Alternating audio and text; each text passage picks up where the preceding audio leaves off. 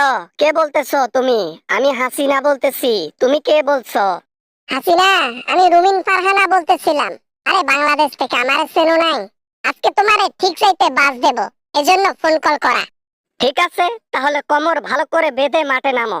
আমিও তোমাকে দেখি বাস দিতে পারি কিনা। দেখি কে কাকে বাস দিতে পারে। রেডি, 1 2 3।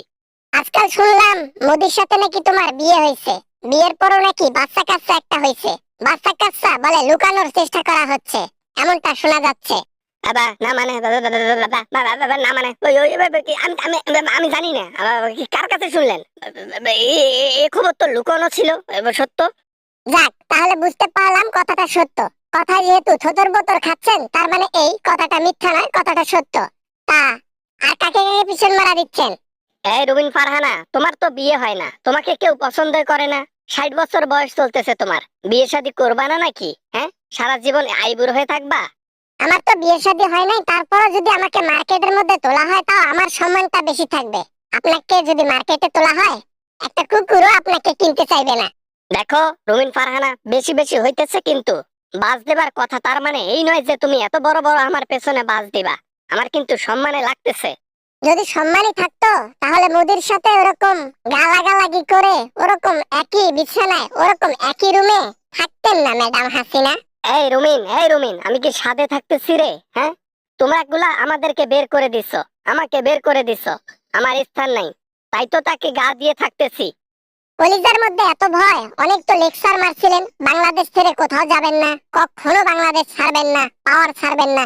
এখন কি হইল আপনার দশা? কাটা ঘায়ে নুনের ছিটা দিবা না। বাংলাদেশের মানুষের জন্য কম কিছু করি নাই, তারপরও ওরা আমার সাথে বেইমানি করছে।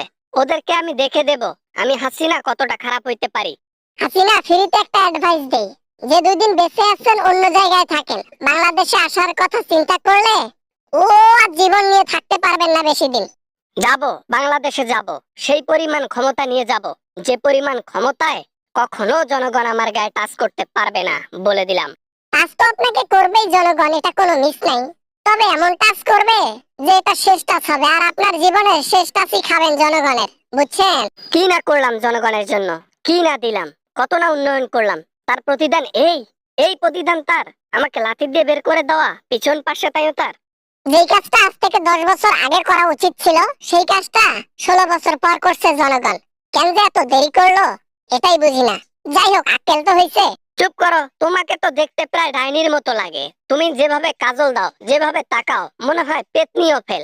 আবার তুমি আমাকে এরকম বাস দিচ্ছ? হ্যাঁ, দেখতে যেমনই হই, 10টা লোকের সম্মান পাই, 10টা লোক দাম দেয়, সম্মান দেয়।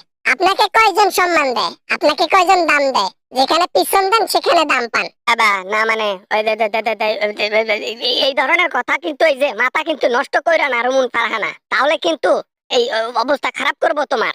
আপনি আমার কি অবস্থা খারাপ করবেন? যেটা উচিত কথা সেটাই বলেছি। আপনি কি এখন খিচুড়ি লিগ দ্বারা আমার বাড়িতে হামলা করাবেন? যদি সাহস থাকে করান না হাসিনা। এই খিচুড়ি লিগ দিয়েই বাংলাদেশ কন্ট্রোল করব। একটা দিন হাতে আসুক সুযোগটা, তারপর খিচুড়ি লিগ একদম গর্জে উঠবে। এ গর্জে শেষ গর্জে উঠবে। ঠিকই বলেছেন, খিচুড়ি লিগ এইবার গর্জে উঠলে বাংলাদেশের লোকটাকে ডান্ডা মেরে ঠান্ডা করে দেবে, তারপর আর গর্জার সাহস পাবে না কখনো।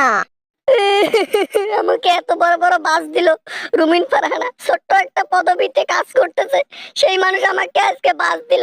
ফোন আমি রেখে দিলাম। হা হা হা, কেমন দিলাম? হ্যাঁ, আপনি না আমাকে বাস দেন, উল্টো বাস খাইয়ে দিলাম না? কেমন হলো? হ্যাঁ, কমেন্টে জানান কেমন হলো।